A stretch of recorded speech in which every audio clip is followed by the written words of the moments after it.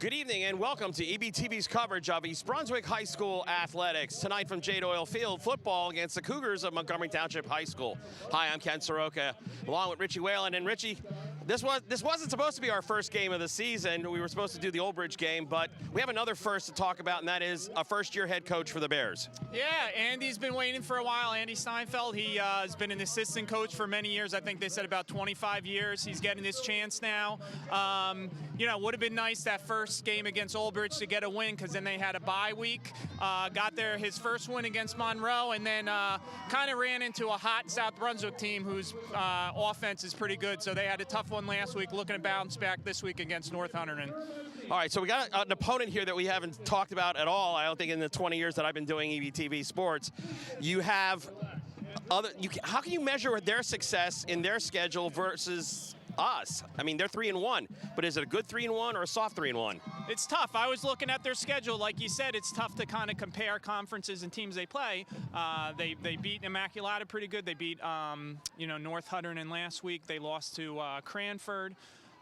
So it is tough to know. From talking to a couple of the coaches, it seems like they're a good team, but they don't have anyone really explosive. So they're hoping that they can contain them and maybe, offensively put up a few more points than they've been putting up this year. For the Bears, how do they win this game? Yeah, I think, taking care of the ball. Zach Zebro's had a nice year. He's throwing the ball. Austin Percy's leading the team in rushing. I think they got to put some points on the board. I think if they're able to get the game in the 20s, I think they have a shot to win the game tonight. Very cool evening here at Jade Oil Field with a little bit of a nice breeze coming out of the north, so it's perfect football weather, and we'll be right back with the opening kickoff.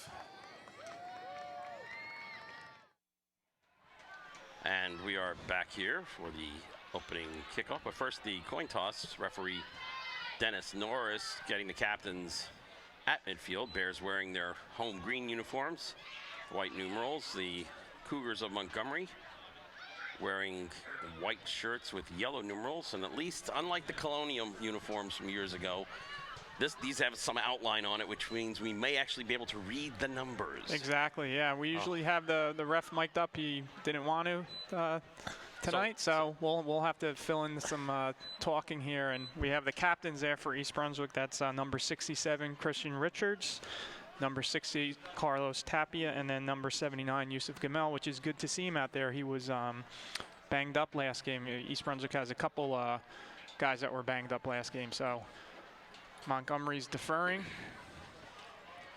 Which means they'll get the second half kickoff, and East Brunswick will receive the first half kickoff. A really cool, crisp night. Remember, we had that 95-degree day earlier in the week, but now it's in the 60s, or maybe even below that here at game time at Jade Oil. Yeah, you can even see the flags over there at times picking up with the wind. Yeah, that's going to be a problem. You're noticing the kickers practicing at the beginning, or when they were trying to practice kicking in that direction. It's not going to be pleasant. So, all right, we'll be back with the actual kickoff in just a moment. And there we see the coach of the Bears, first year, Andy Steinfeld. We were talking a little bit in the pregame there, Ken, getting his first chance here to be the head coach, many years as an assistant coach. And like you said earlier, Ken, it's sort of tough to look at this matchup because, they play different teams. You don't have teams to sort of compare. Obviously, Montgomery has a better record at 3-1, but this should be one game. East Brunswick's at home. And then next week they have J.P. Stevens, which is a very winnable game. So we'll definitely give them some momentum going into next week as well. But and with the rearrangement of the schedules caused by an updated playoff picture, scenarios, and when they need to get all the games in. Well, we lost the Thanksgiving game. We'll have a chance to talk about that a little bit later on in the broadcast. You participated in the Battle of Route 18. Yeah, the original one, which we won, and East Brunswick hasn't, didn't win many more other than that first one. I think it was 3, but yeah, we'll sort of talk about that. A lot of those games were the opening game for the teams this year. Matt DeGuida is the deep back for the Bears, along with Austin Percy. And the kick is away, and it's heading Good kick. Good kick, yeah, right out in the back of the end zone. So it's a nice weapon to have, and like you said, I think he had the wind to his back on that one. Yep. So I think that also helped a little bit. He's had a nice year for the Bears. Matthew DeGuida's Jr. They look to get him the ball on offense as well. Bears will take over 1st and 10 on the 20-yard line, moving right to left on your television screen for this first quarter. Really spreading that Montgomery defense out with the wide receivers there. One setback behind, 2 wide receivers split to both sides. Zebro looking, pursued by 2 defenders, gets a block but can't shake one of those defenders and gets maybe back to the line of scrimmage if we're lucky. Right, yeah, maybe a loss of one. Yeah. Almost sort of looked with him with a little run pass option there. He faked the handoff, and then there was a little, he hesitated there to get the ball out, and then ended up running. But I think, you know, Zach Zebro, I coached him in basketball. He's a perfect guy to be a quarterback. He's calm, he's a good leader. You know, he's a good athlete. Shotgun, dropping back, throw to the outside, caught on the outside there. And that's Big Devin Kennedy, another basketball player who decided to go out for football, and I've heard a lot of good things about him as well. So, well, East Brunswick has certainly missed those tall wide receivers. In each of the championship years, 2004, 2009, they had at least 1, if not 2, big targets on that outside that can go up and get them. Yeah, it's also nice when you get inside the 20 in that red zone area to have a big target to, you know, kind of throw it up to. So 3rd and about 7 here. Let's see what the Bears. Wishbone offense there, cut back. Going to get to, oh, it's going to be close. We'll see where they mark him. Right on it, so that will be a first down. The nose of the ball just has to touch the 30. Good job by that left side of the line, giving, I believe that was Percy, some room, and he did a good job of cutting it up and then, you know, not going out too wide there. He knew right where that first down marker was, so good conversion there for the Bears to start off. Okay, full house backfield again with the Wishbone behind. Zebro's going to keep it.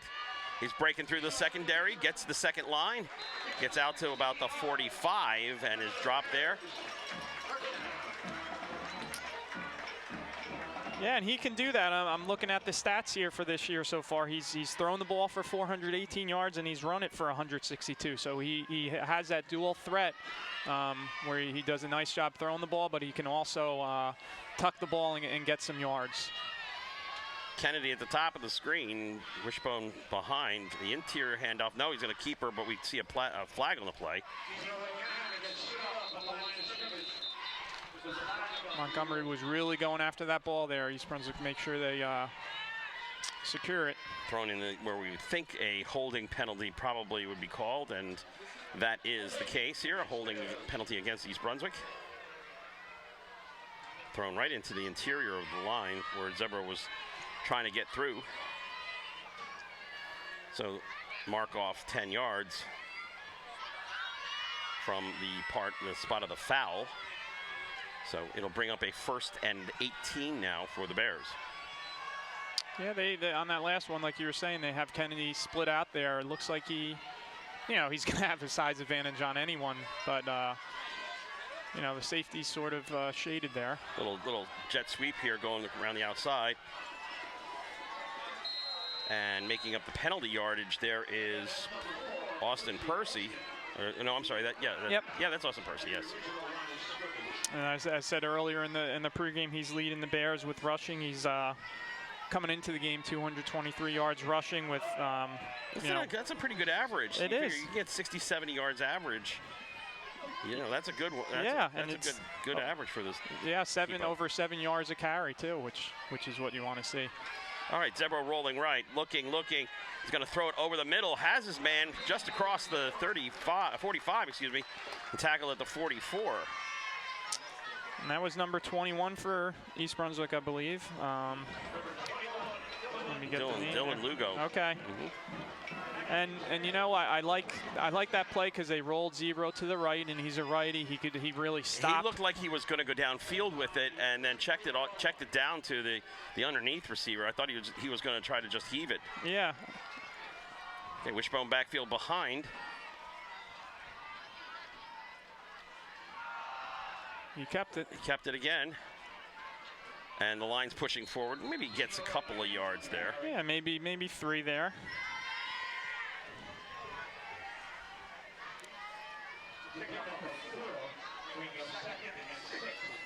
Well, let's call it 3. Yeah. Bears need to get to just inside the 35 for a first down.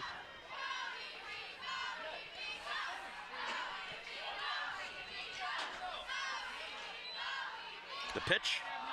And there's that good seam cutting to the outside, breaking it down the close sideline and being wrapped up and pushed out of bounds right around the 15-yard line. Wow, Austin Percy again. Yeah, that's about the 3rd time that they've sort of run that play. There was a nice lane there. Yeah, he's had plenty of room to kind of see where he wants to go, turn it up, and really not touched until he's, you know, a few yards up the field. So I would think East Brunswick wants to keep, you know, going to that play and going to that side. Zebro keeps it himself, goes off right tackle, or off right guard, and maybe again another 3-4 yard pickup. Bears methodical here.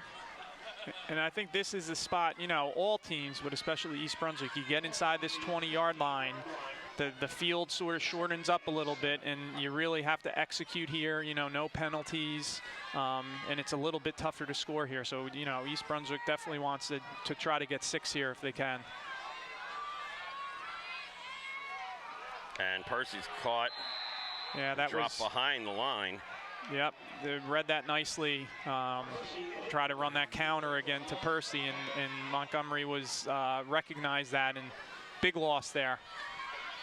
Brings up a 3rd and a long 10, call it almost 11 here. And with, you know, the winds died down a little bit here, but you're still looking right now at a 37, 38 yard field goal, maybe 36 yard field goal. Zebro rolling right, looking downfield. He's going to stop, come back, and throws a pick right in the middle of the field. Did not see the linebacker who had dropped back into coverage. And I actually thought he kind of looked backside there, and I thought, I could be wrong, I thought I did see maybe Kennedy on that backside deeper, which I thought he was going to throw it to.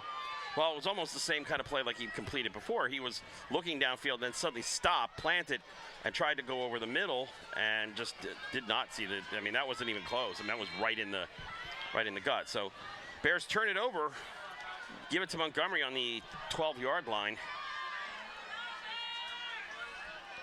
I can't tell the number. I know they do play 2 quarterbacks here. Handoff to Benitez. Alex Benitez is their star running back. He's got about 320 yards, I think, so far this year. And when they have won, they've ridden him at least to get close to the red zone. Yep.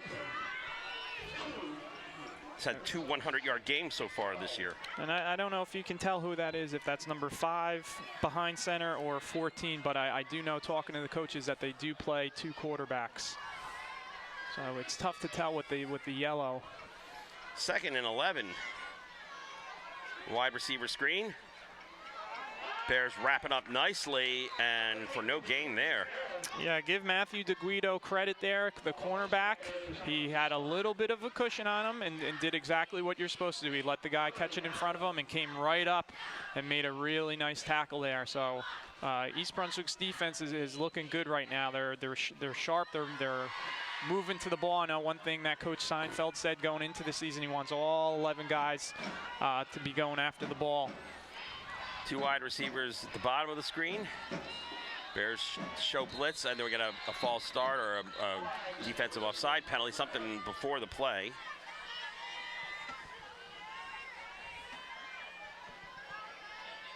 Offside against the Bears. Somebody jumped there, maybe a blitzing linebacker, but that's going to shorten the third down opportunity here for Montgomery. Yeah, make it a little bit more manageable, you know.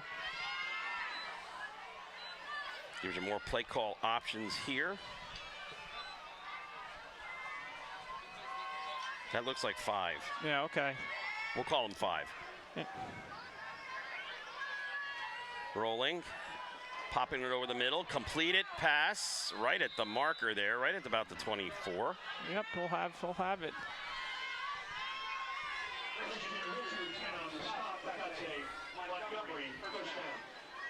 And I'm not sure if that's number 11 for Montgomery, but that's the guy that they like to go to, wide receiver Lucas Kopecki. Pretty big target for them, 6'2".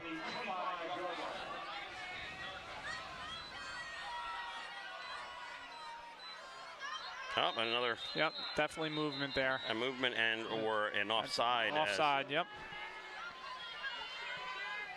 68 for the Bears probably involved there. Yep, that's Carlos Tapia. Like the way he plays, he's a tough kid, number 68, Carlos Tapia. Little anxious there. Give him first and 5 now. Hand off to Benitez. Alex Benitez will get the first down and a couple more.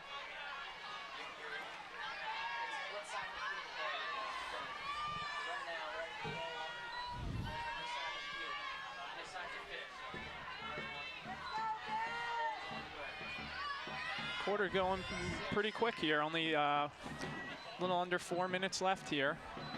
Only the second possession. East Brunswick had a possession. Now Montgomery has a possession. Motion, handoff on the sweep.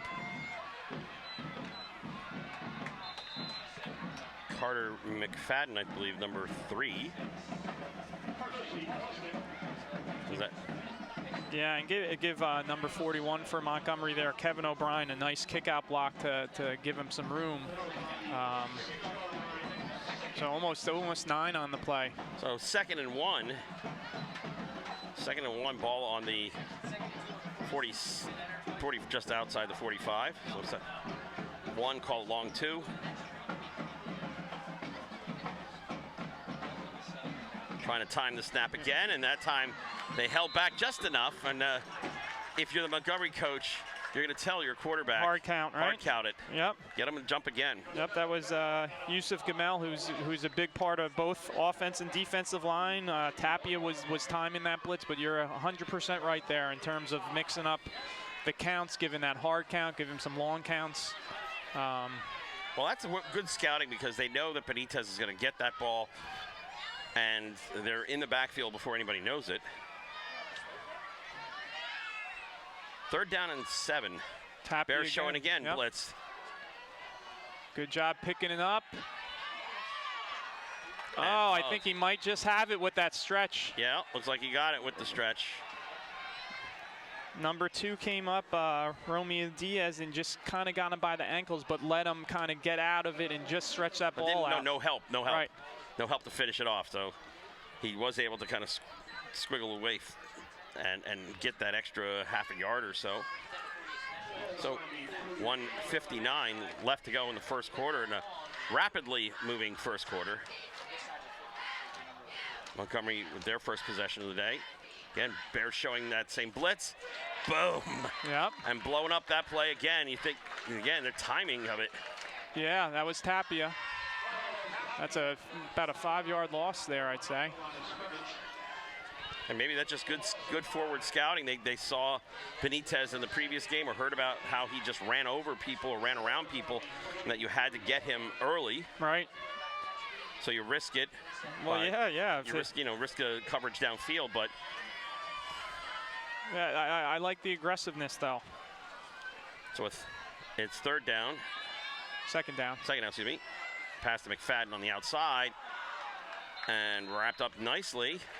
That could have gone for distance there. And that's what you were talking about earlier. Percy couldn't quite get him, and that was Zan Zohair with the nice pursuit. So he didn't assume that the tackle was going to be made and came over and stopped him. But you're right, that could have been a big play there. I think I like that play call, though, there by Montgomery. You had a 2nd and long. Instead of, trying to get it all, they got about 8 yards there. And this is a much more manageable 3rd down for them. They're 2 for 2 on 3rd down conversions in this drive. Now you have 14 as quarterback now for the Cougars. That's Ryan Fury. And Fury, did he bounce it? I think he caught it. Well, the referees are saying that he caught it. Yeah, I thought he did. He got his hands underneath. They might have had a few more yards if they threw it in stride there to him. Oh, no, wait a minute. No. They're the one ref here says catch. He's marking it. Yep. I thought he did from here. And that's going to be the last play of the quarter here, unless they really hustle up.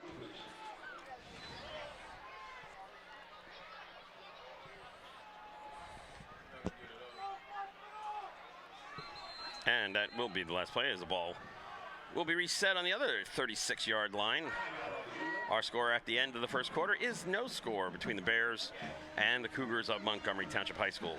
All right, we'd like to take the time right now to thank the EBTV technical crew. This is our first football broadcast. They come out a couple hours before the game, set everything up, get this production ready to go, and give it to you to be seen as the fans of East Brunswick High School athletics. And as you can see here, this game will be shown multiple times. Shown again on Wednesday the 9th at 9 p.m. and Thursday the 10th at 8 p.m. Or you can get it on demand by going to the EBTV website, ebtv.org, and click on the video on demand menu. You can come to that menu and access municipal programs, sports of the past, lots of programming there that's available on demand, streaming to your computer, your tablet, your smartphone. And again, our thanks to the good people of EBTV, who have been doing this for over 30 years, broadcasting East Brunswick High School athletics to the community residents of this fine town. Yeah, I like the way East Brunswick's been playing so far. Defensively, I just think they have to get off the field on 3rd down. Montgomery's converted a few, 3rd and relatively longs, and thrown the ball over the middle a few times with that. So Fury drops back, long pass downfield, broken up nicely, no flag. And that was Percy on the coverage.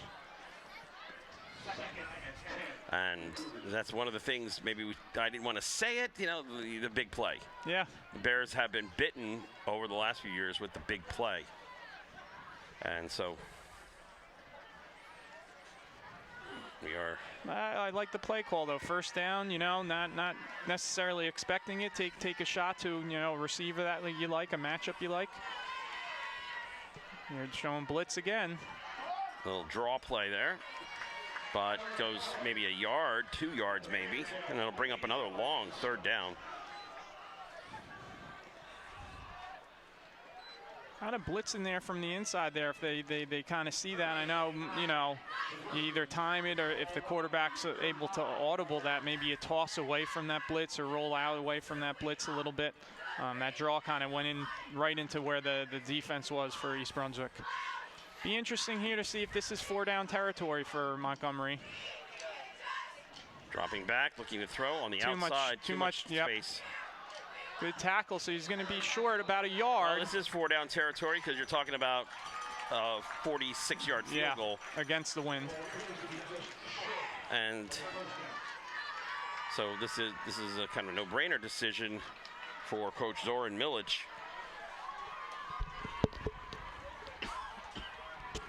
Maybe a little QB sneak here. Quick count. Nope. Ball on the ground. Well, either way, East Brunswick's going to have it, whether it's a fumble recovery or downs. I didn't mind them going quick there, but they were kind of all out of whack there, and you could almost tell that something bad was going to happen. So we'll call that a turnover. We'll call that a fumble recovery just for statistics point, but turnover on downs nonetheless. Either way. So the Bears defense bends but does not break. All All right, in East Brunswick, let's see if they can build off that first drive. I mean, did a nice job from their own 20, taking it inside the 20. Unfortunately, you know, turned it over. Okay, Zebras has some room, getting into the secondary. Has another man to miss, but gets wrapped up. Nice ankle tackle there, but enough for the first down. And Devin, maybe Kennedy's got to hold that block a little bit longer and let. Or Zebras got to just be a little more decisive. Yep. He tried to spin and cut hole, just go straight, go north-south. Sometimes those long either runs or touchdown runs are that, you know, wide receiver blocking downfield that makes that key block for that last line of defense.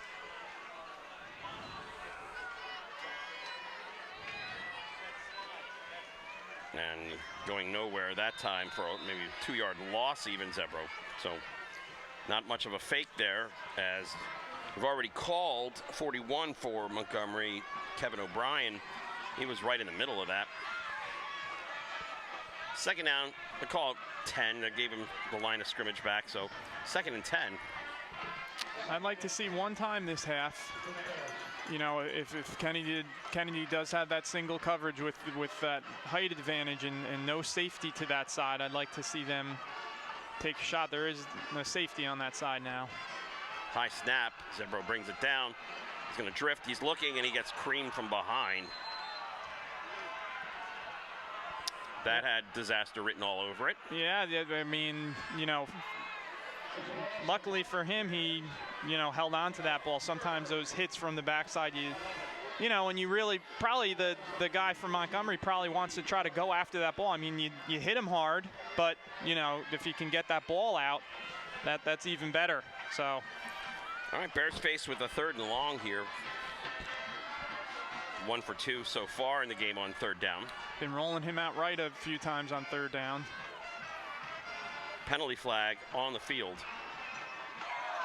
And pass is high and incomplete, intended for Matt DeGuida.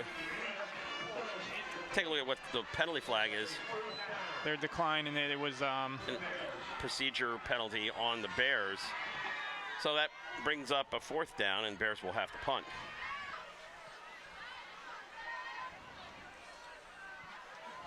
Max Dresner. If I were Montgomery, the guy, you know, I'd maybe back up a little. He's got his wind behind him. Yeah, it's easier to come forward than back. Oh no, they're not. They declined the penalty, so you got to leave the ball where it is. I'd have him closer to the 20-yard line, or, you know, even 15-yard line. I think that's a mistake here. All right, so Montgomery calls timeout. 2, 3, 4. They only had 10 men on the field. They only had 10 men on the field, so. Yeah, and you find that a lot with special teams, you know, because it's, you know, you do have guys on special teams, but if something happens during the game, someone gets hurt, you know, you're not paying attention on the sideline when it's time to, you know, you see that happen a lot. So it's really important for, you know, if you're on that, you know, punt return, punt team, whatever it is, to, you know, that could be costly. So it was worth the timeout, especially the first half, you know, to use your timeouts for things like that. But again, I would just move him back a little bit, but we'll see. It could be wrong. Maybe they scouted the punter here, doesn't think he can kick it that far.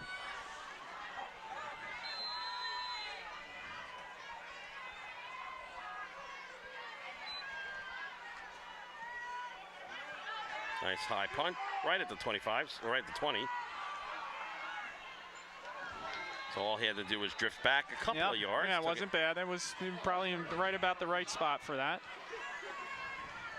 And Montgomery will take over for their second possession at the 33, excuse me. And 7 minutes, 50 seconds left to go in what is so far a scoreless half. I'd be interesting here. You know, it's sometimes tough to make adjustments on the fly in the first half, but you would wonder if Montgomery's talking about that East Brunswick being aggressive with those blitzes, if they have some type of, you know, screen to the outside or toss play to combat that.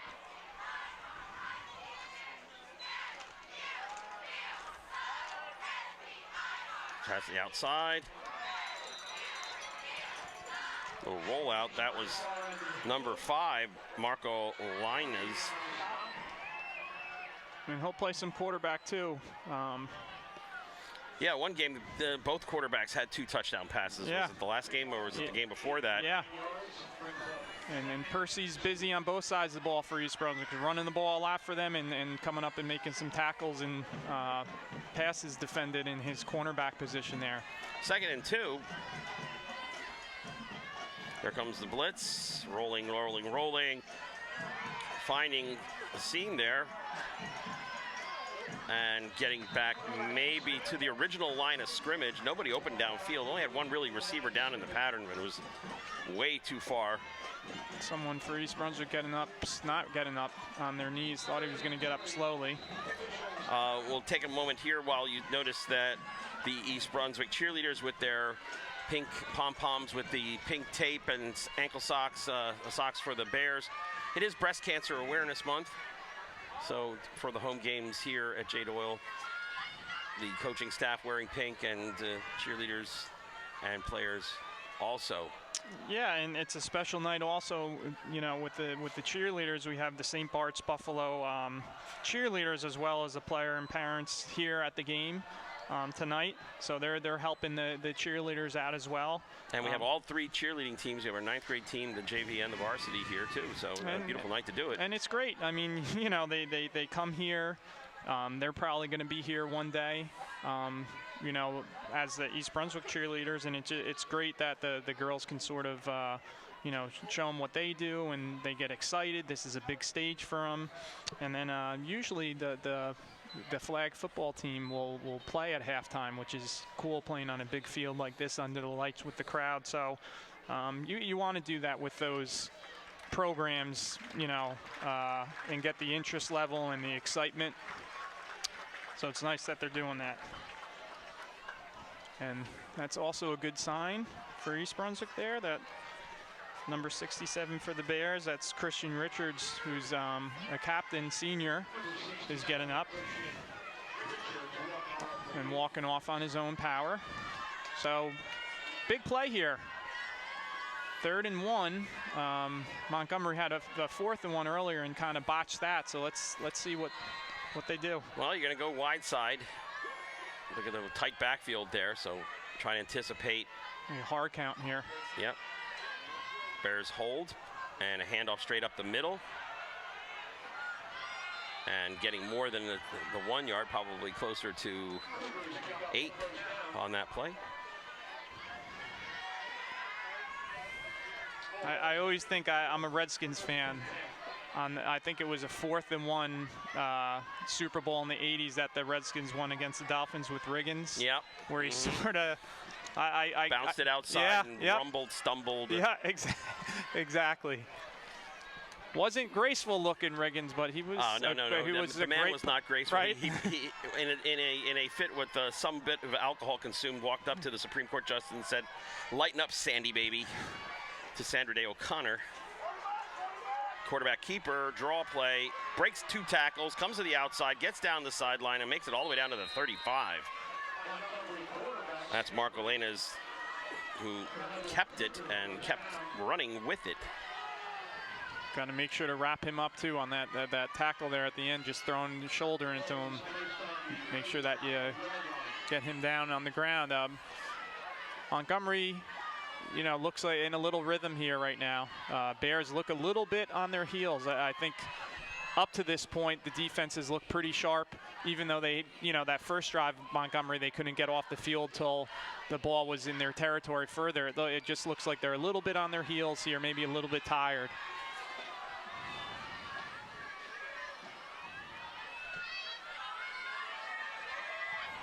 Long bomb down the sideline. Got him.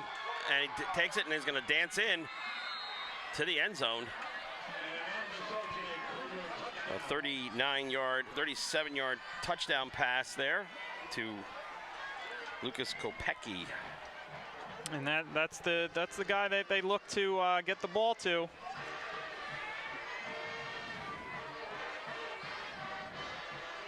And the important thing for Montgomery there, the quarterback had a little bit of time there to set his feet and not have pressure in his face and make that throw. So that also was key. Going for 2 here.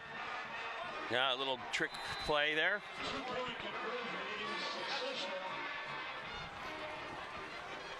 Weird formation there. Yeah, you know, teams sometimes do that. They see how the defense from the sideline line up, and if they like it, you know, they'll run a play. Sometimes, if not, they'll bring everyone kind of back in and kick the extra point. So, you know, it makes it a little more difficult for East Brunswick. They'll maybe at some point in the game have to decide what to do. You would think if they score a touchdown, you know, early enough, they probably just do the regular extra point. But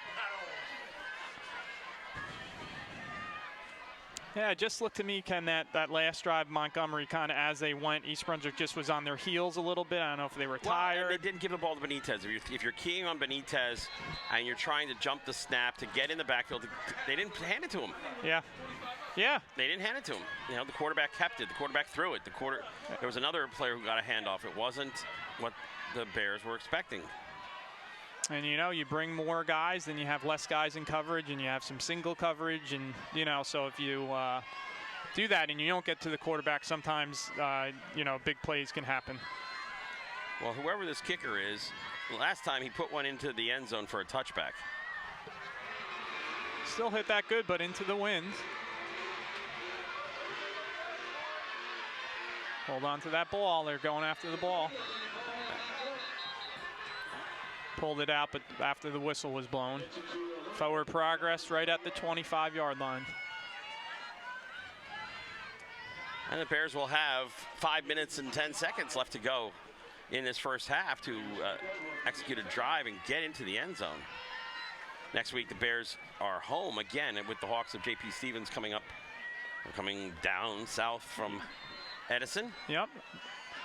Not sure who they play tonight, but currently haven't got a win on the board yet for JP.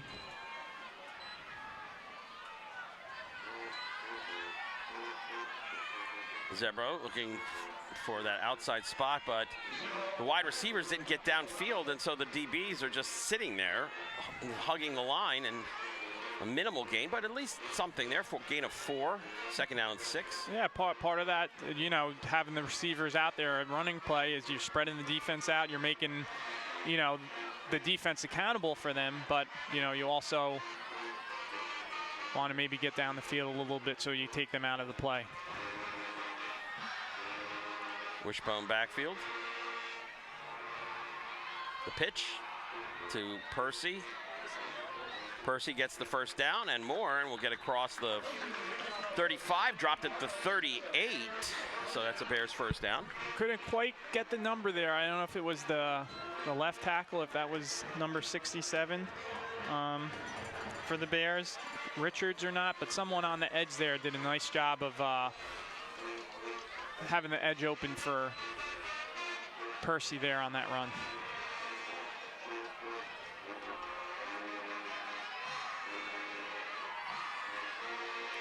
Quarterback keeper, again, going nowhere.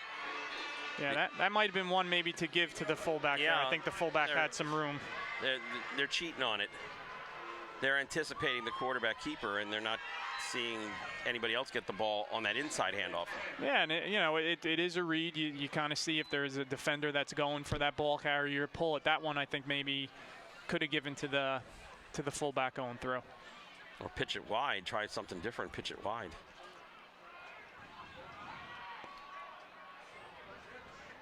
A little bit of a sweep here.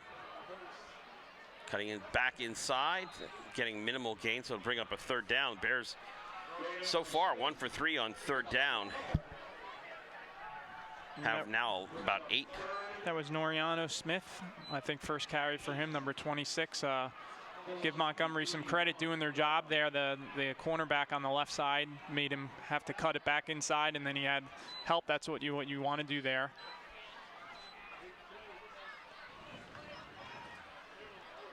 Montgomery will get the ball to start the second half. So this is important for the Bears to make the score here and take as much time off the clock as possible. A little dump pass and reading it nicely and coming up and tackling the Bears, Matt DeGuida. Montgomery didn't bite on that. Yeah. So I'm sort of feeling a change in, you know, momentum, flow, excitement. You know, the sideline there for Montgomery is excited. East Brunswick's kind of a little lethargic right now. I felt that a little bit on the defensive end as well. Oh, we got a 4th down, and I think we're going to see the coach probably take as much time as possible, call timeout, and then figure out if he's going to go for it or not. Hasn't made a commitment yet.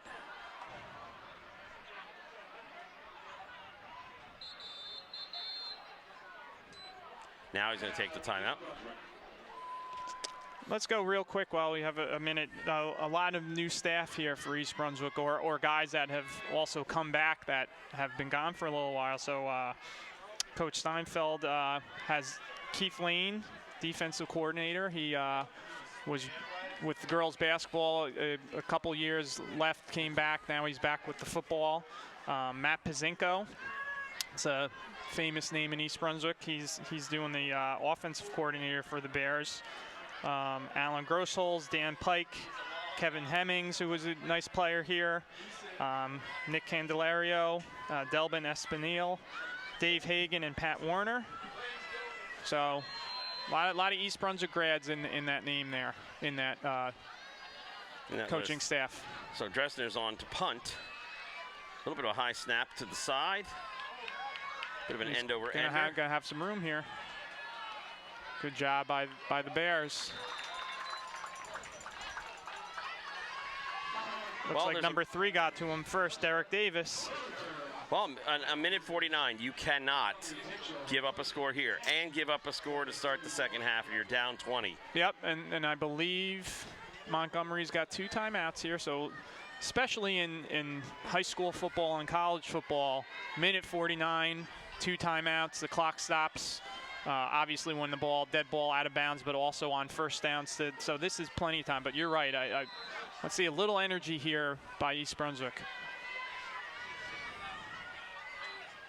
Straight drop.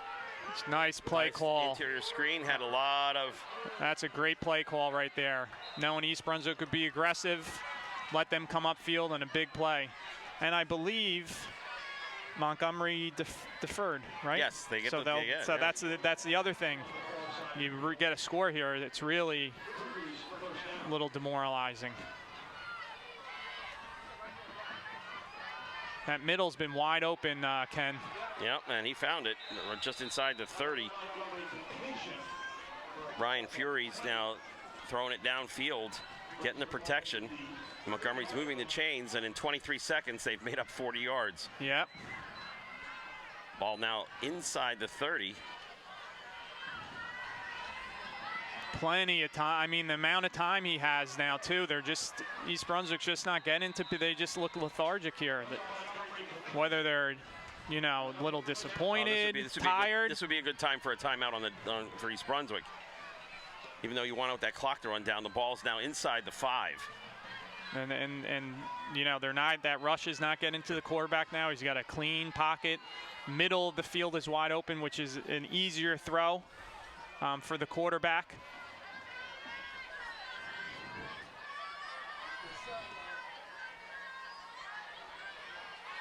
Wide open. Touchdown. Just a nice little out there, and just way too easy there. And I believe that was number 11 again. Was that Kopecky? Yep. Looks like, right? Yep. What would you call that? 5? Was that about 5 yards? Were they about 6? Yeah, that was 6 yards, maybe 6. Yeah, just outside. So here's the weird formation again. See how East Brunswick covers this. Wow. Little trickeration up. Flag came in the end. Holding. Okay, so the 2-point convert not successful, but there is a flag. And I saw the coach over there kind of throw his arms up. I think he was mad. I'd have to look at it again, but I don't even know if they had to hold on the play. You know, it's one of those where, yeah, he held him. Did he have to on that? I think East Brunswick was fooled on it. That'll move the ball back 10 yards, so now you have a 29-yard extra point, more traditional extra point.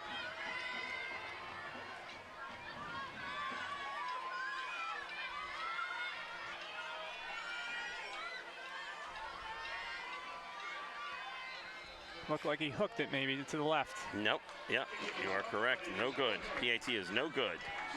So 14 for the Cougars of Montgomery, 0 for the Bears. 49 seconds left. Maybe if you get a good kickoff returned. Yeah, I mean, I think you have to, if you do have decent field position, be a little bit aggressive for 2 reasons. One, Montgomery gets a ball to start the second half.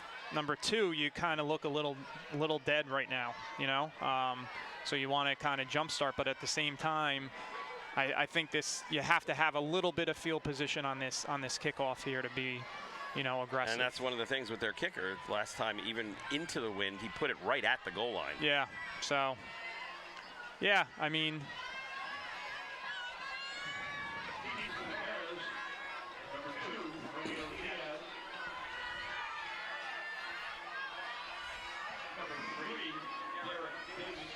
Well, what looked like a good opening drive, a good start to the game, ended up in an interception down at the 11-yard line. And then a good defensive stop by the Bears on that drive from Montgomery, and then it just kind of deteriorated here.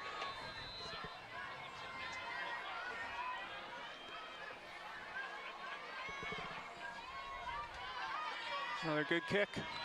Turning him in close to the sideline there, the far side. Yeah, nope, just right about the 20. I mean, 43 seconds, you're what, about the 21, 22-yard line? You know, you maybe try a draw here, a little screen. You see if you pick, you know, a safer play. You see if you can get a big chunk of yards and get in a little better field position. That if I were, you know, the offensive coordinator, I maybe call that if you have a little screen, little draw. See if you can pick up a chunky yard. If you do, then maybe you'd be a little bit aggressive here. If not, you know, I think you might have to, you know, go in half and sort of refocus here. Yeah, figure it out. 3 wide receivers to the bottom of the screen. Little outlet pass there, kind of underneath.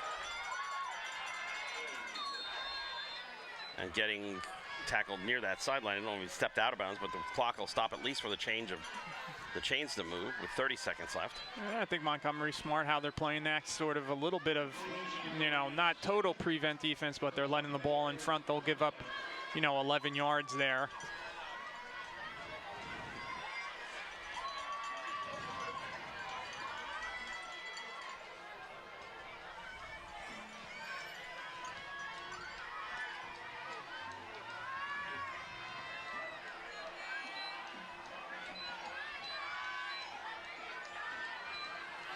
Bit of a low snap. Zebro looking, chased. Get rid of it. Just get rid of it. Jump ball for Kennedy. Does not come down with it at midfield. That play took 10 seconds off the clock, so this better be a downfield pass. Coach Seinfeld wasn't happy about something there.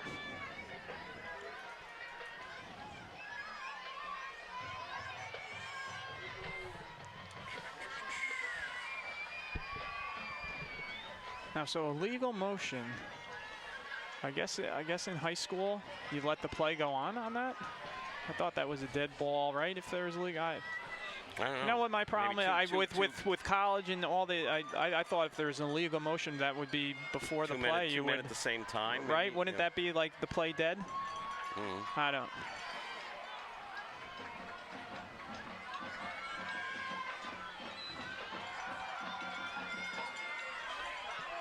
Heading down the sidelines, out of bounds.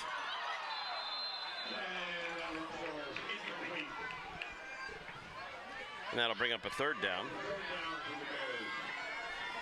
Just looking for number 21 there, Dylan Lugo. Good coverage by Montgomery's number 27. Well, Lugo got run out of bounds. Yep, played that perfectly, yeah. exactly. Got depth, got him wide where he was at, exactly how you want to play that. Perfect.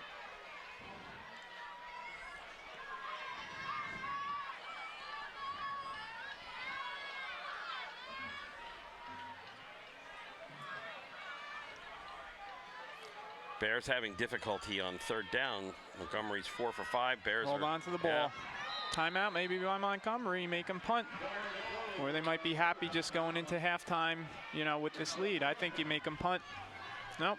Okay, they're just going to go into halftime. Nope. Nope. Yep. I mean, Yeah, why good not, call. right? Yeah, exactly. You never know Bad, what'll happen. bad snap. Go for an all-out block. You got to return. You make them. So we'll.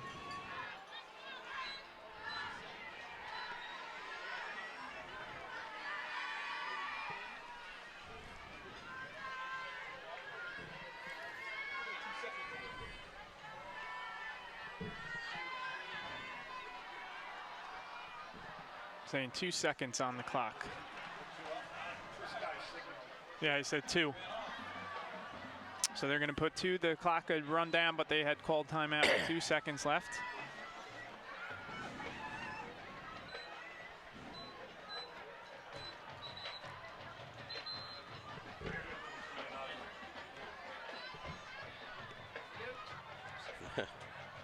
.02 seconds? No. That was it. Looks like. Yeah. Or is it 0 minutes and 2 seconds? You gotta watch it on here. It's delayed a little bit because he's gotta be close to the All right, so. Might be about wise just to. Well, this is smart what East Brunswick's doing. They're gonna snap it and take a knee, or try to make something out of nothing here. Well, a few yards gained there on the run, but that's the end of the first half of play with our score. The Cougars of Montgomery 14, the Bears nothing. And that's why you want to take that timeout right away, so they can't do that. Yep. All right, so we'll be back with halftime entertainment, the East Brunswick High School Marching Band as part of that in just a moment.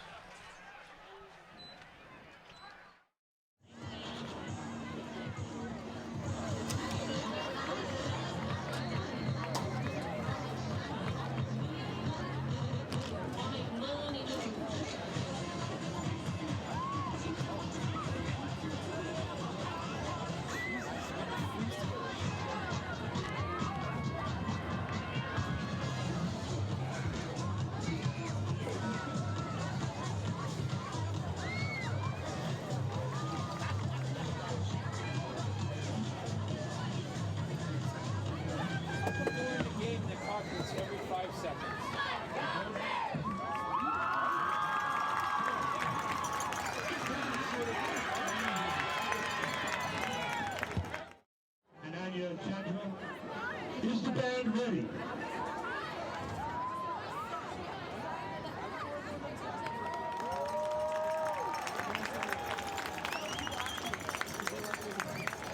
Performing their 2019 production entitled The Spark, here is the East Brunswick Marching Band.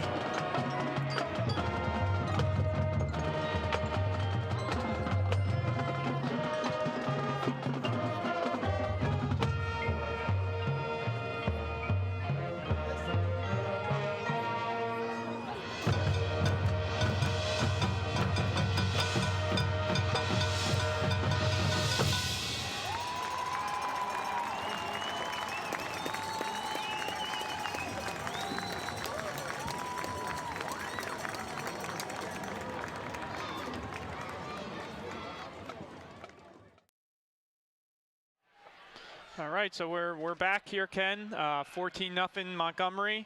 They're going to get the ball here. I would be aware here, Montgomery, East Brunswick. I think they'll kick it deep, but you got to be aware of maybe them trying an onside kick here to get a little momentum. So it looks like they're ready for that. Nope, deep kick, but drops in at the 15. Instant field position, unless Bears can wrap up. Well, Bears do wrap up, ball at 25, so the Cougars of Montgomery will start their 1st and 10. 2 touchdown passes and 1 2-point conversion. That's our score right here as Montgomery leads 14-0 on Ken Saroka, along with Rich Whalen, broadcasting the action to you on EBTV in Jade Oil Field here. Yeah, this, obviously a lot of important drives in the game. This is an important, I think, defensive stand here for East Brunswick. See if they can get them Montgomery off the field quickly.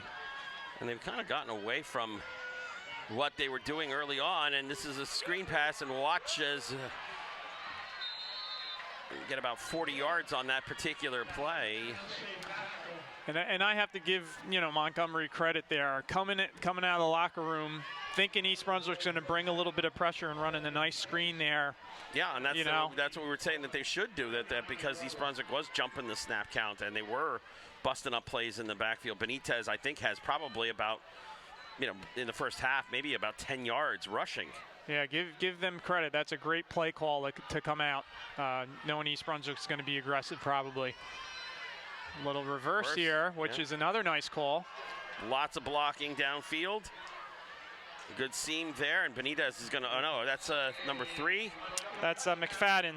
McFadden's going to walk in from 39 yards out.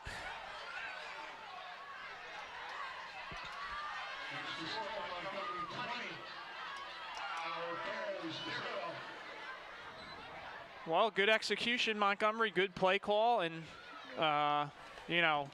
2 plays from what? They start about the 27-yard line? Mm-hmm. So, 73 yards in 2 plays. And 30 seconds. And again, the Bears could not score in that last drive of the first half, and now find that Montgomery has scored. And they can return this. He's got the angle on him. No, not in high school, I guess. They're blowing it dead now. College, you can do that. Yep.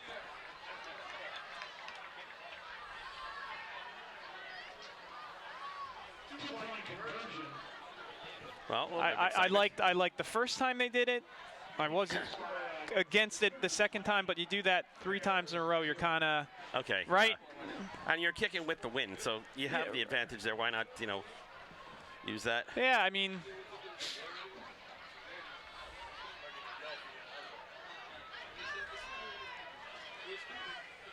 Well, East Brunswick cannot be happy where we look in the huddle here. You come out the second half and give Montgomery, especially in that first play, credit, good call, and then another good call on that reverse. Knowing East Brunswick could be aggressive and using that aggressiveness against them a little bit.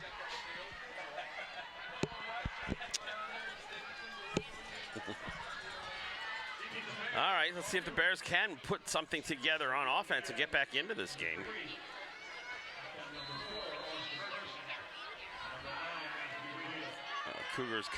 Montgomery Cougars coming into this game 3-1. They're only lost to Cranford. This one's returnable. Right up the middle. All right, gets out to the 30. And good, reasonable starting field position for the Bears. Bears were more successful running that wishbone and running not just Zebro, keeping Yeah, but kind of quick hitters. Yeah, they had some success with number 4 Austin Percy, sort of that left side with that counter and toss play. He had some room, so maybe this first play you get him the ball. You maybe get him to this left side. And that's what they did here. Montgomery did a little better job there of stringing him out and getting up the field. For a loss of 1 yard. Or maybe maybe a yard they'll give him, right? Gain. Okay, that's a generous spot. 2nd and 9.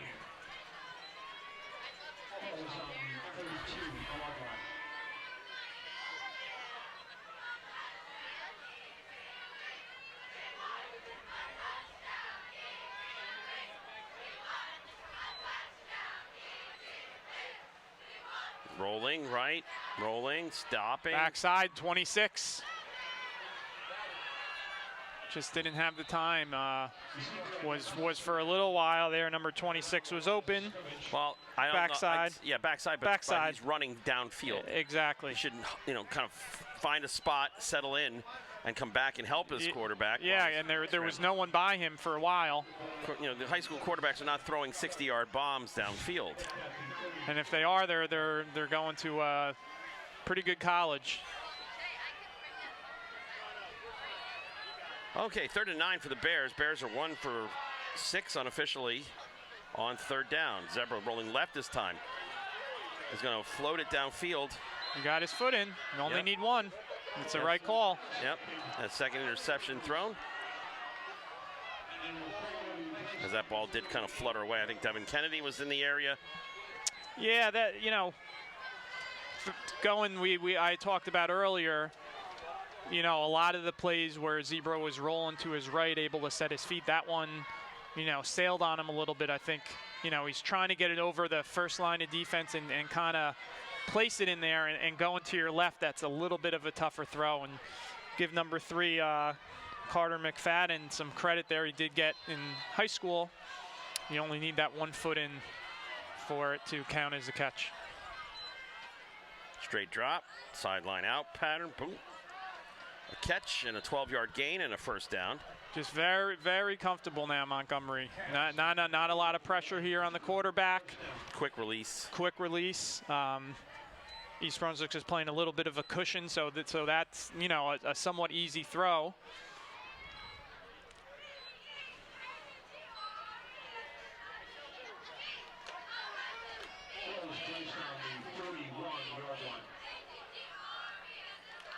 See if someone can make a play here for East Brunswick.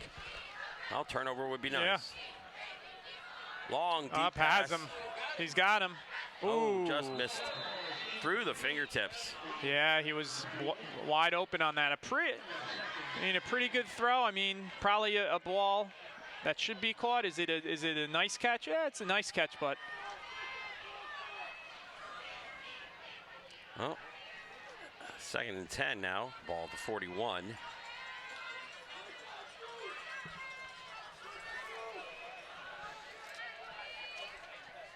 Looks like that is Ryan Fury, maybe more of a passing presence there than the other quarterback, but straight drop, cranks, fires through the hands. That was probably the first errant pass. That was maybe a little high, a little bit behind his receiver. Had the time, had the receiver wide open, did not connect. So now 3rd down. Unofficially, Montgomery 4 for 5.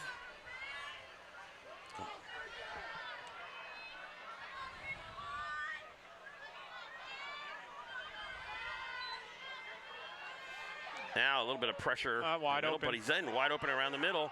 That looks like Kopechny. It is. And he's tackled at the 5. And to be honest, he had his choice there of him and can't quite tell the number. I don't know if it's number 7. Dylan McFadden, but he was also open on that left side. So Bears brought pressure, though. They got in Fury's face.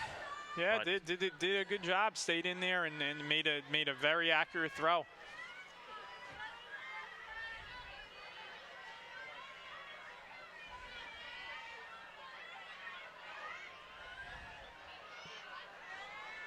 See if they get Mixer running. There's a lot of passing here. Oh, they're going to keep passing. He's got him. And touchdown. And that's Kopecki, yep. who has his 3rd touchdown reception of the day. And one of the O linemen, A little gimpy, right? yes, I think one of his own men stepped on his foot in the protection. Yeah, those ankles and knees, right? If you're an offensive lineman, you got bodies all around you. You step on something, you fall over. So that's why you see a lot of offensive linemen with those knee guards and ankles taped. I think it'll be okay. Well, while we have this opportunity, we'll catch you up on some of the other East Brunswick High School athletics records. Yeah, girls soccer's having a great season as usual. They're 8-2. Have a game coming up on the 7th at Piscataway. Boys soccer, nice win. I think it was yesterday or a couple days ago against a good Monroe team who's ranked in the state. They're currently 7-4, so that's a good sign going into, their tournament play pretty soon. Field hockey and Coach Nat, 2-10. Their next game is on the 7th against Piscataway. Girls tennis, Coach Mangino, nice 9-0 record. GMC champs, ranked high in the state. Their next meet is on the 7th as well against Monroe. Gymnastics and Coach Murray are 4-1. Girls volleyball, 7-5. Girls and boys cross country, they're going to the Shore Coaches Invitational coming up. And then, like we had said before, Coach Rosner and those cheerleaders doing a great job. They have a competition coming up on the 27th GMCs. Well, in terms of conventional extra points, Montgomery is 0 for 1, and this is now 1 for 2. So right, and that one that they had was 10 yards back and on that left hash because of the holding, right, on the 2-point conversion. So the score 27-0. And again, we're fishing for moral victories at this point, perhaps, but the Bears need to show that they can move the ball. You were right that we needed to put points on the board, but Montgomery's scoring too, so they've averaged 25 or so points a game. Yeah, I mean, I think too that first possession. Listen, it doesn't make or break, but it's maybe a little bit. Who knows? Maybe a little bit of a different game. East Brunswick on that first drive it down inside the 20, and end up not being able to convert. Defense does an okay job of, I think you said bending, but not breaking and getting the ball back, and then they just couldn't get another score. And then it looked to me, at least the defense started to get a little bit tired. I know they have a few injuries, but they kind of lost their momentum. And once Montgomery had that first score, they sort of got comfortable in a rhythm, and East Brunswick has not looked in a rhythm at all since then. That might be out of bounds. And it is on the line. So Bears will get good field position for that. 35, I believe, is it? I think it's a 35-yard.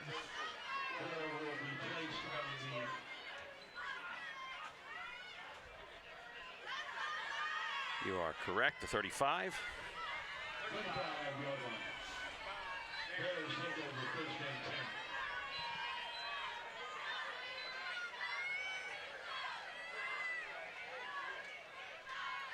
So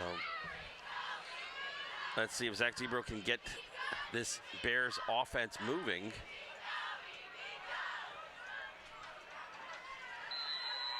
Might be time for a shot, down the field here. Let's see.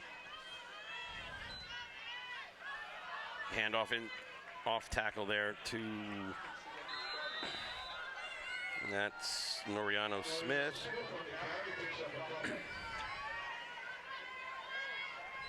And I think a little bit, you know, the issue with East Brunswick and a lot of teams, not that they don't have, you know, good players on offense, but I don't know if they have that really one explosive player. So they have to be a little bit methodical when they drive down the field. So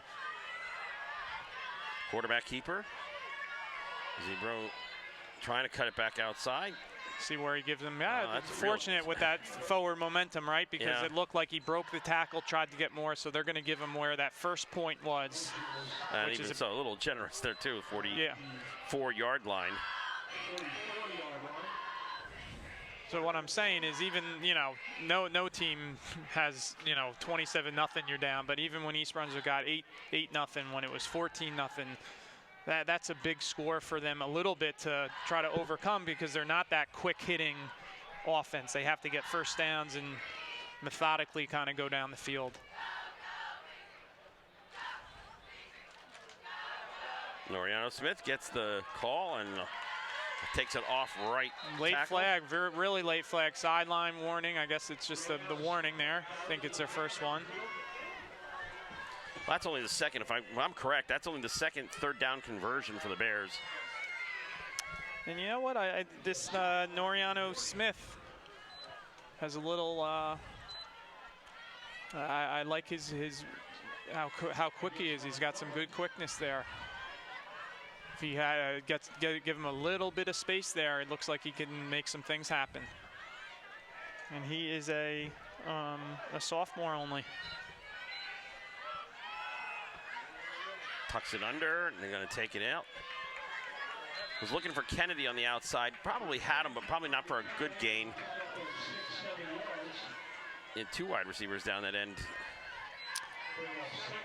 And we have to keep in mind with Zach Zebro, you know, last year he had a little bit of an injury to his thumb. His season got cut short, so this is his real first time varsity experienced quarterback. So, you know, he's figuring some stuff out as his season goes on. Good tackle, real good tackle there. McFadden there on the tackle, number 3.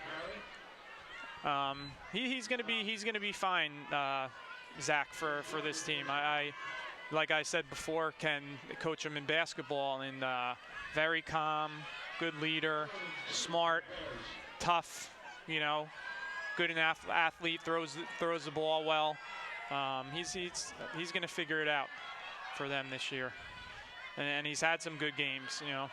3 wide receivers to the top of the screen. Percy in motion. Percy gets the pitch. Should have the first down. Should have the first right? down. Again, another third down conversion for the Bears. Oh, now they're going to measure it. Yeah, I think. Nope, they're going to give it. Yeah. Okay.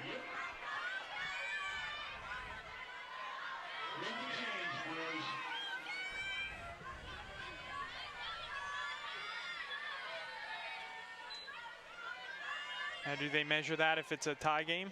Yeah. I think he had it anyway.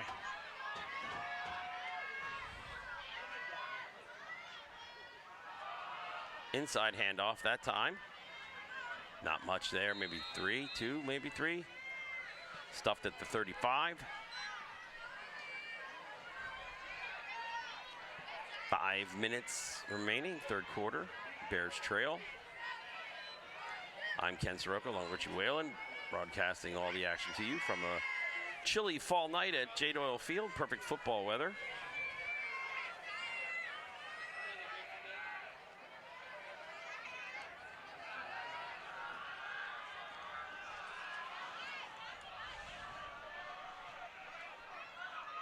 Up early. Yeah, Up. a little bit early. That was number 26. All right, that's going to back the Bears up, and it's going to now be a second down and 13.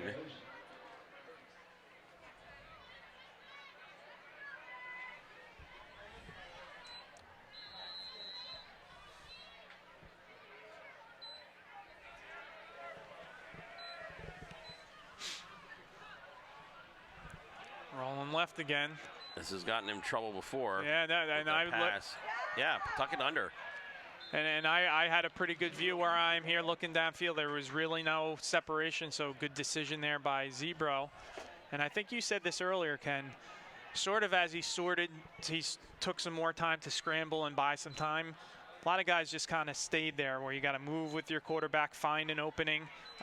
So that's something definitely I think to work on, because Zebro kind of extended that play, had some more time, and a couple guys just kind of stopped their route and stood there. But good decision to tuck it and get those yards. I think obviously 4-down territory for East Brunswick here, so you don't have to get all of it right now. Which is pitch to Percy. Percy has it. Gonna be close. Yeah, I think they're gonna give it to him where he is. Right. All right. So the Bears now starting to string together some 3rd-down conversions. So a 2nd and 13. Bears bail themselves out of that situation. Ball spotted on the 26.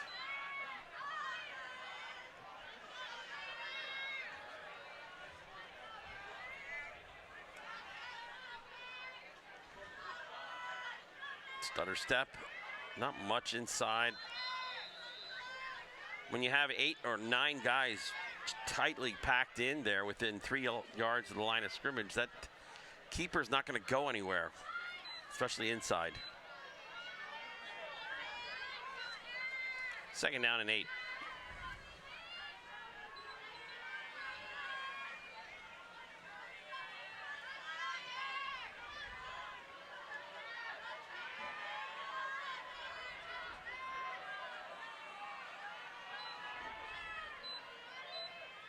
Rolling right, looking. Downfield Kennedy, in between pass, got him. Noriano Smith, I believe, got that one. And that was a low thrown ball. It wasn't thrown up for grabs. It was right on target. Yeah, and he let that kind of progress, because initially with Smith going across the middle, he wasn't open. When he was open, he did a good job of stopping and finding them. And, sometimes those plays, those rollouts take a little time to develop, and you have to wait for guys to get open. Great job there. Now, East Brunswick really needs to convert here. Nothing but 6. 1st and goal. Zebro rolling left. Got a couple people open. At a tip, but it's caught for the touchdown. Staying with it on the play, Matt DeGuida.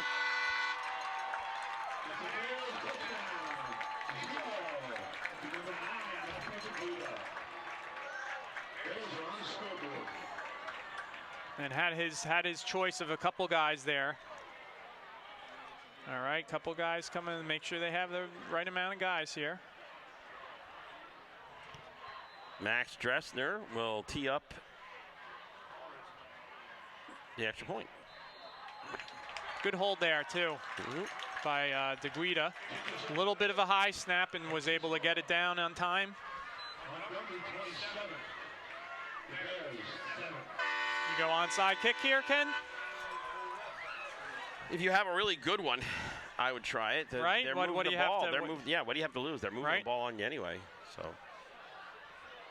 I'm sure Montgomery will have their hands team proud, I would think, in there. I think the you've seen them try to kick the top of the ball and bounce it high, pooch it up in the air a little bit. The one that I'm fascinated with is when you kind of line drive it right at somebody. If you have an accurate kicker who can line drive it at somebody's knees. Yeah. And it hits them, because they're usually, then it's then it's a live ball too. But do they have any weird things in your Arsenal, Canadian Football League that they do? No. In the Canadian Football League, on those out-of-bound boundary calls, it's the last person to touch it, not the last person to possess it. Okay. So you pop it up as long as it's a free kick, goes to 10 yards. Anybody can just go up and whack the ball out of bounds. Got it. This could be all right. Good job containing there.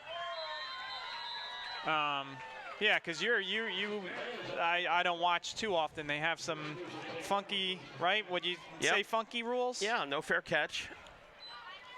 They give the guy a 5-yard halo, and if you bust in on that, it can be a 5 or a 15-yard penalty. Obviously, they have the motion, right, where they can unlimited motion. Right.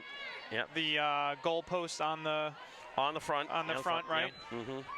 And that was the problem. If you remember, there was a preseason NFL game in Winnipeg, Manitoba, and because of the construction of the CFL stadium with those goalposts up there was a problem kind of retrofitting it for NFL. All right, there's that sweep again, and the Bears flushed it out. It's the first time they've gone to that. We haven't called the name of Alex Benitez much, and since the first quarter, but tried to go back to it and got it stuffed for a 4-yard loss. Yeah, Tapia got the pressure up and maybe made him bounce it a little bit, and then Jay Bardis made a nice tackle there for the Bears. Yeah, the end zones are 20 yards deep, so you can pass, but with the goalpost on there, you might run into a pass that gets dinged off the goalpost.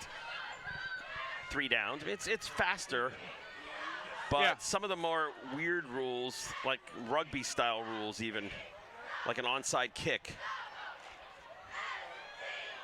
Oh, he had him too. Yeah, Floor behind him. Yeah, he did have him. So let's say you're down 4 seconds left. You're on your own 30.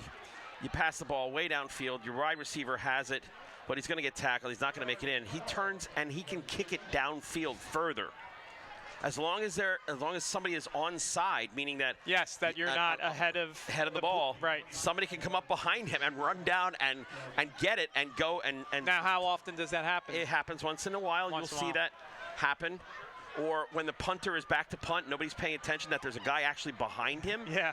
And he'll pooch it like straight up in the air, 10 yards down, and one of his that guy will go under it and catch it on the fly. Another sideline pass. This time he connects it right at midfield, breaking the tackle and heading down the sideline. And Percy's the last person back there, knocks him out at the 17 or 18-yard line. Yeah, number 8, Jay Bardis, took a big hit. Big hit there. And was there a flag? Because it looks like there's a flag on that one. I think it's on East Brunswick. At least Montgomery's pointing that way. Nope, they're picking it up.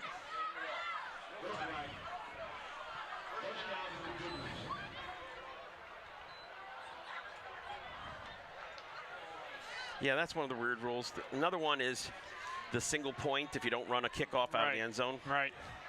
Or missed field goal. So if it's a tie game and the guy misses a 35-yard field goal, you have to run it out, or you can kick it out. You can kick it back. Yeah.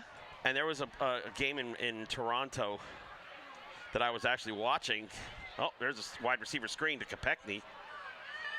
Kopechny brought down, nice, only for about a 3-yard gain. Yeah, Percy missed the tackle initially. I would have liked to see him also, when he got back in the play, go after that ball. But good job. We got a hold. Okay, I'll back him up. So Montreal field goal kicker misses a 35-yard field goal. So you have 3 Toronto guys in the back of the end zone. Their kicker, a couple of relatively athletic guys, and all they got to do is catch it and kick it back. Well, they bobble it and kind of kick it halfway out. So it ends up going back to about the 30-yard line, and the Montreal kicker gets it again, and he kicks it and punts it back in there again, and they have to get it out. So it's like a kick back and forth. Right. And the Toronto guy bobbles it, and the Montreal guy falls on it. I got to YouTube it. YouTube it. Wild ending. Toronto, Montreal from 2010. Okay. Yeah, you got to YouTube that. That's kind of like you scratch your head. Only in the CFL. Drop back. Looking. Now he's going to keep it and go on. Try to make up some yards there. Gets maybe a 3 yards back out of that penalty, but. Yeah, and Carlos Tapia needs someone. He took a big hit. They picked up the blitz there.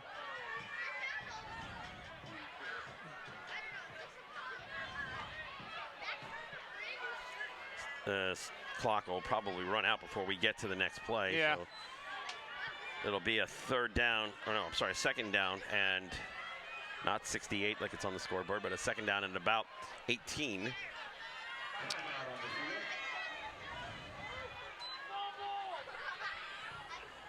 I don't know what made me think of this, the big number on the board, but what was that punt? Do you remember Randall Cunningham? Yep. And he had, what was it, close to 90, 80-something yards? Yeah, right? It was maybe against the Giants, too. Yeah, and it kept rolling. Right. It was a third down long, and they weren't going to make it. So he just punted it. And he was a punter. Right. Hey, he was what a great athlete, too. right? All right, here's a trivia question. Randall Cunningham went to the University of Nevada, Las Vegas. Who was the quarterback there before Cunningham took over? You would So never, obviously, you would never guess because. But it's someone that's known. It's someone that obviously. is known, but you don't know him for being an athlete. You know him as an ESPN personality. Ooh, that helps. So he was a quarterback before Cunningham at the University of Nevada, Las Vegas. So you're talking about early 80s. Right.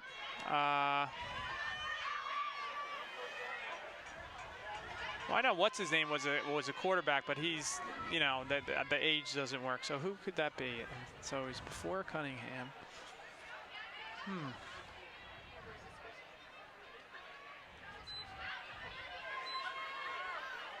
All right, we're switching sides Yeah, I here. got to think of that. Yeah, you gotta think maybe, of that, yeah, okay. all right. Let me think of that.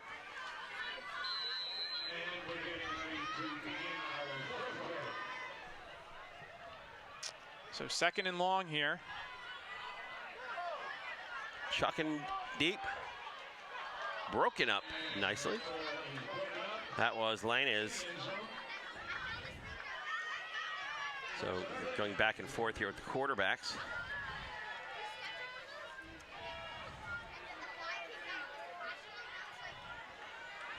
You're scratching your brain.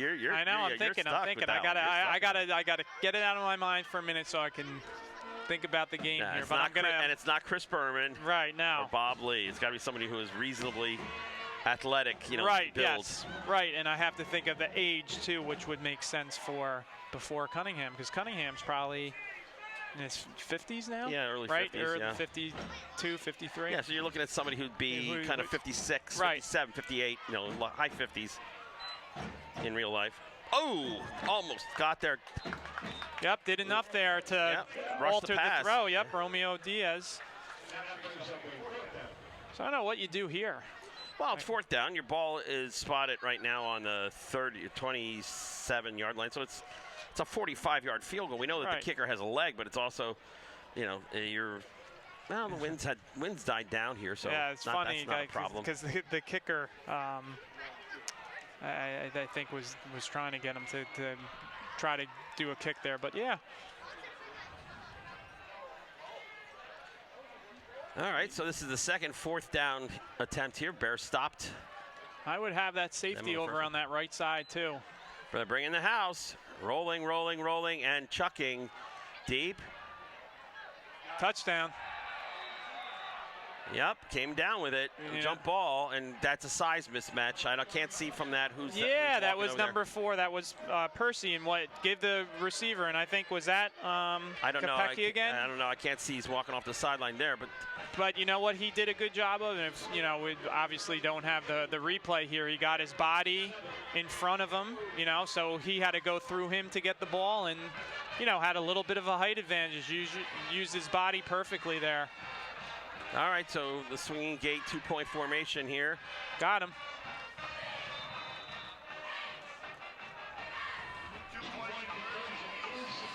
All right, so 2-point conversion is successful. So 35-7. I'm still thinking, Ken. I'm surprised you're not on your phone. Yeah, I was maybe gonna, you know. Hey Siri, who was the yeah. University of Nevada, Las Vegas quarterback in the early 1980s? We have other people in the booth here who are checking the scores of the American League Division Series. Yeah. Last time we checked, it was 3-2 Yankees. Yep. Still relatively early in the game.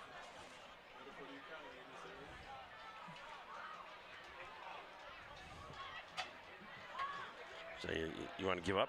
You want to give up? You want to give up? Yeah, why don't you tell me? Kenny Mayne. Kenny Mayne. Oh, wow. Yeah, Kenny Mayne. You know what? Works in terms of, I wouldn't picture that for some reason. Huh. It's a good one. Yeah.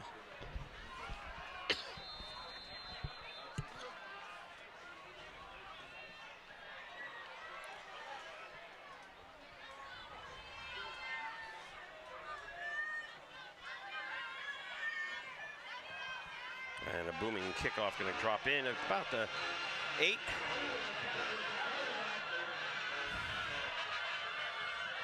Getting to the 30, and that's about it. And Bears will start their drive with 11:26 left to go, down 28. Yeah, so I mean, you know, East Brunswick tonight, you know, struggling a little bit in some areas. Definitely, I would be looking at their pass defense a little bit. You know, a lot of holes in there. I know, you know, part of it you were saying, Ken, they're bringing some people, so maybe there's a little bit more opening, but it's a little bit of a concern.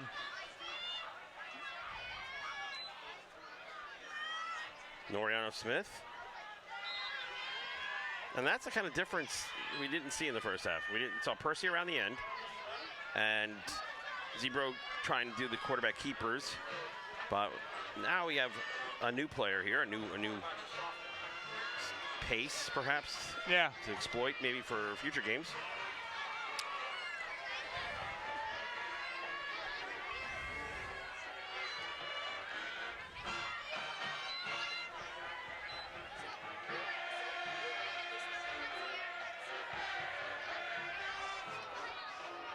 No, inside handoff, not going to get there. Got to get to the 40. Looks like it's going to come up a little bit short, so a third down. Yeah, going to be about, you know, half a yard. Forgot to mention before, too, the East Brunswick managers. Ryan Murray, who also does the basketball for us. Gabriella Przewski, Hannah Gurgis, and Anastasia Ukanova. So, you know, a lot of times they do that, you know, behind the scenes stuff people don't, you know, realize, but how important they are to the team. So good job for those managers. Just get the first down. I think he's just going to get forward progress. Yeah. He had to get to that 40, right, Ken? Yeah, and they're going to give the forward progress to the 40.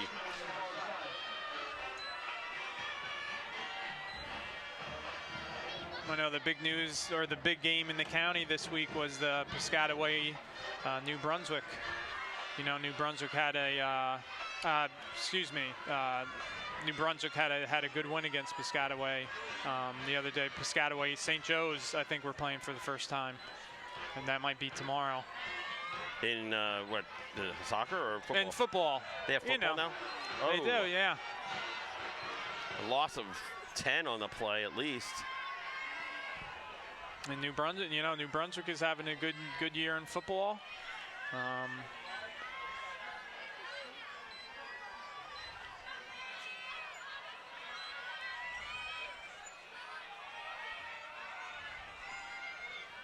Well, they were generous and they said, yeah, backward progress. Right. Basically, they blew the play dead at the 35. So not as bad, but still second down and 15.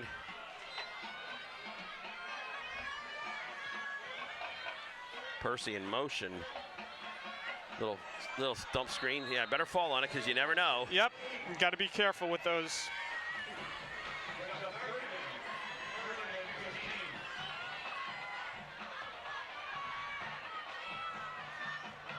If you're not sure, it's better just to go on top. If you're not sure if it's, you know, a forward pass, you got to get on that, or that would be a live ball.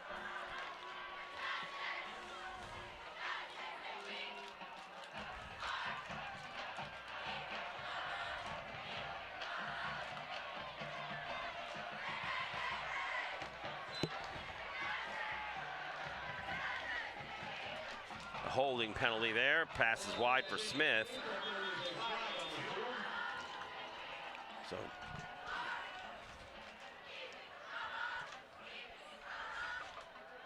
pass was incomplete, so it'll bring up a fourth down. Yeah, this will be declined, obviously.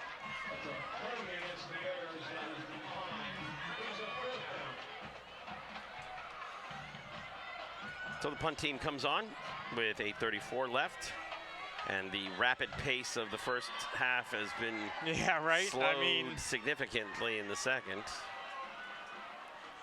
Yeah, that first quarter especially, but that first half went by pretty quickly. This half is sort of dragged along a little bit.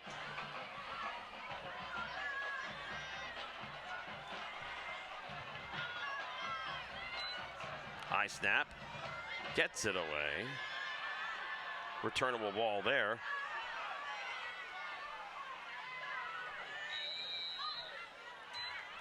Only about a 3-yard return, but the Cougars will take over at the 43.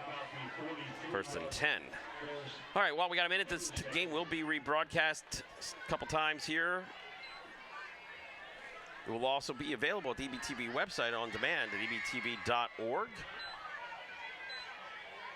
Catch all East Brunswick High School broadcasts, athletics, school boards, municipal boards, community events, all available on demand. EBTV, channel 26 on your cable.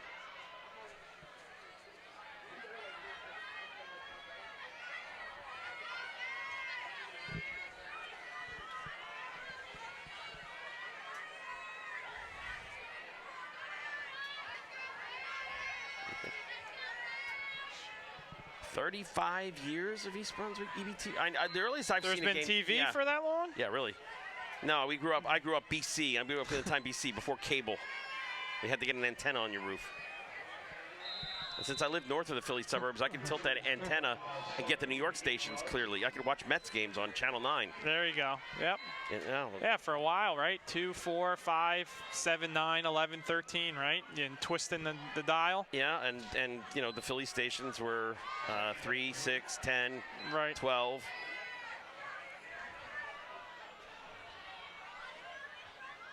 Second down, about 4. Montgomery's waiting for that, 5-second clock to go by the taking. Oops, kind of a busted play there.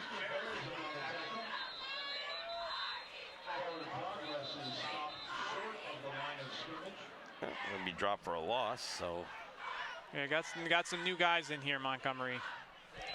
Yeah, well, for them it's a chance to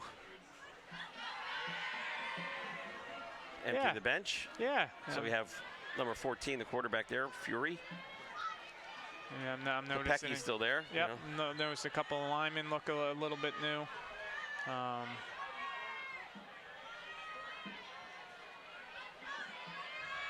Kind of different tempo here, and they're down. Cougars got to get to the Bears 47.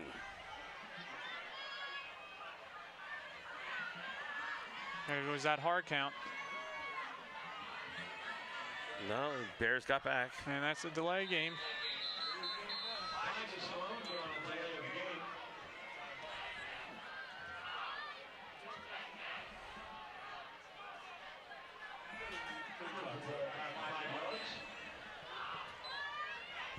Oh, it's actually 4th down. That's right.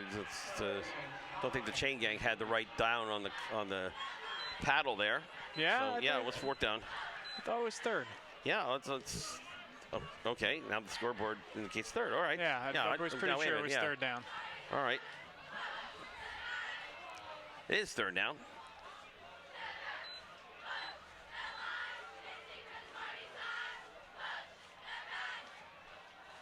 All the time in the world, and hits his man across the middle. And on that fades it out to the far sideline, gets inside the 45, and the Cougars pick up a 1st down on a 3rd and 10. Yeah, 3rd and 9. Right, yeah, it was. And that's one statistic that is quite telling tonight. I think so. That they were able to convert third downs. Only 2 4th downs that they had. No field goals.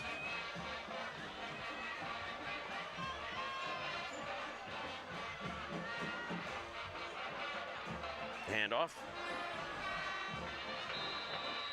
Flag. It looks like maybe a hold right in front of him there. Number 77. Yep. And those are tough to get away with when there's such an obvious size difference between the guy holding and the guy being held. And it's right in front of the guy throwing the flag.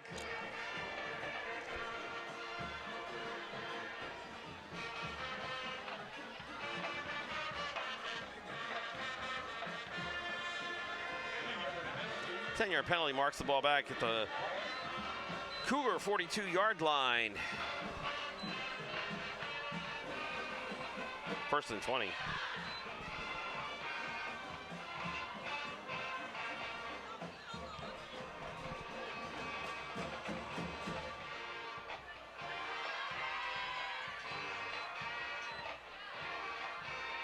And that handoff goes nowhere as the Bears defense comes up to stuff it.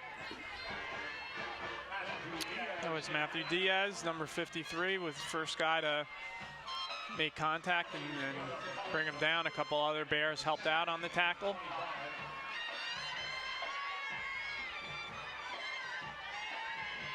It's good to see him as a senior kid continue to play hard. You know, East Brunswick does have a winnable game next week against JP, who hasn't had a win. They'll be home. Got to refocus in practice this week. Have a good practice.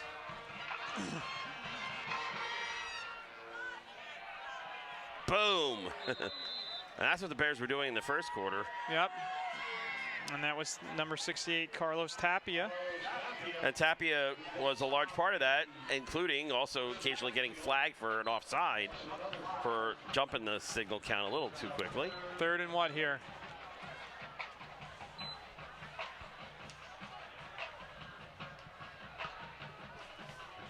Yeah, I guess about 26. 3rd and a country mile. Well, if you're the Bears here, you know, a little draw, a little screen here you'd be aware of.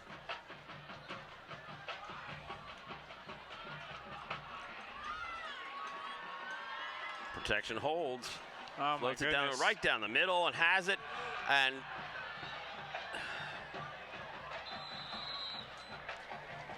And it's kind of been the name of the game after maybe the first quarter, right? In terms of the passing game, just guys that are wide open.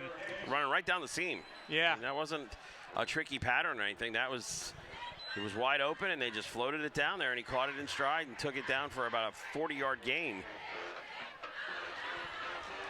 I don't know. Keith Lane can't be happy tonight with the defense, the defensive coordinator for the Bears, or for that matter, Matt, Pazinko, the offensive coordinator. They haven't really been able to, stop this Montgomery team, especially after that, first quarter. They've been kind of doing what they wanted the rest of the game. And look at these holes right now. Benitez, who's going to finally break through with the score. And that's, again, one of the few times we've called his name, despite the fact that he's had almost 300 yards rushing so far this year. I think one of the challenges maybe a little bit that Coach Steinfeld has is, East Brunswick, I don't know how many years, but I can't remember the last time they've had a winning record. So you're kind of trying to, break that mold of that. Sometimes you get that losing, or about the team when things go wrong instead of really fighting, and not saying that that's happening here, but you kind of get used to losing, and it comes second nature where you really have to change the and that's not going to be helped by the fact that in a couple of years this mega conference that's going to be created, right, with us and some of the northern, with the GMC and somebody up north, that's not going to help. Yeah.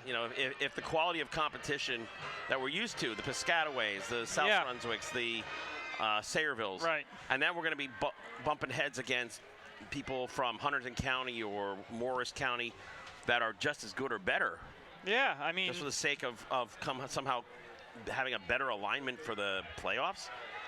Jim Mora, playoffs? Playoffs? Yeah. Are you kidding me? Playoffs? Yeah, I mean, so I think that's part of it. You have to kind of come in and kind of change that. I don't want to call it a culture, but you get, when you're part of a program that has had tough times. And listen, granted, up until this year, their schedule has been really tough, where they've had trouble competing with these teams. This year's schedule, on paper a little bit easier, but you gotta kind of fight. It sort of looks, this part of the game, East Brunswick sort of just wanting that clock to end. Gotta keep playing, keep fighting here.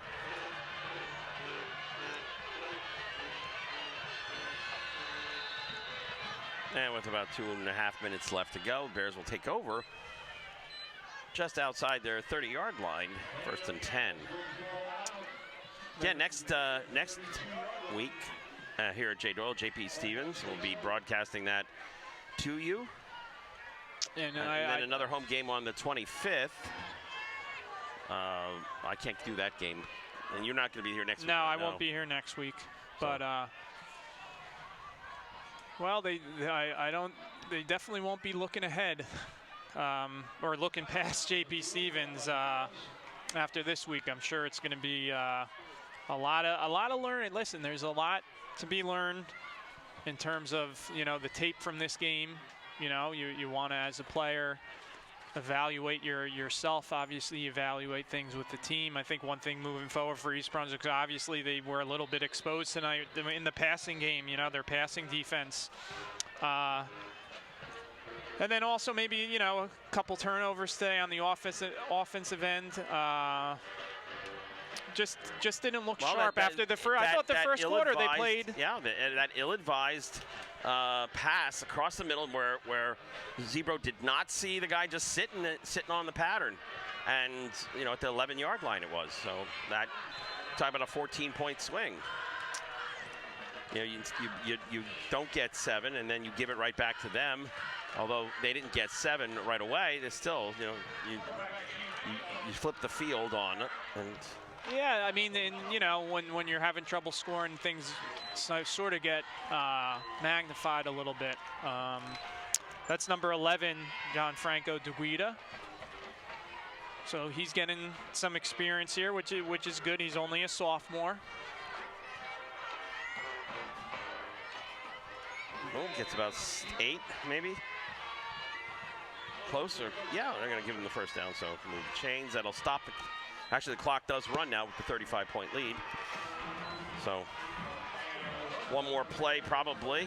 Yeah, and you know what? I know a lot of good guys on this East Brunswick team. You know, they have to make sure these seniors and these, you know, these leaders on their team just kind of, you know, regroup here. You got a very winnable game next week as long as you put in the time and practice and you know, improve a little bit. So, you know, you got to try to move past this, learn from it, but kind of move forward.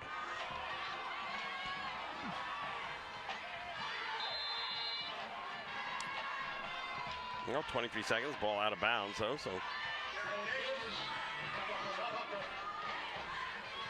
I guess it might be that rule, right, too, with the score. They still have that, I think, where it runs. So that should be it. Let's see. And our last play. Wide receiver never got set. They're just going to let it. Yeah, let it play out instead of prolonging the inevitable. And that is the final play of the game. Our final score is Montgomery Cougars 42, the Bears of East Brunswick 7. We'd like to take the time right now to thank the technical crew from EBTV who come out and set up all this stuff. 35 years worth of this, of broadcasting East Brunswick High School athletics to you, the residents and fans of East Brunswick High School and East Brunswick community. Again, Bears will be back here at J. Doyle Field next Friday night against the Hawks of JP Stevens. And with hopefully a win in the books. Yeah, I mean, you know, give Montgomery credit. I think they looked sharp, but you know, sort of East Brunswick's got to kind of figure some stuff out, and hopefully, like you said, a winnable game next week on paper. But they got to play it on the field, and hopefully they can get things figured out and put up a good performance next week at home against JP. All right. So again, our final score 42-7. Bears lose to the Montgomery Cougars. For Richie Whalen, I'm Ken Saroka saying good night from J. Doyle Field.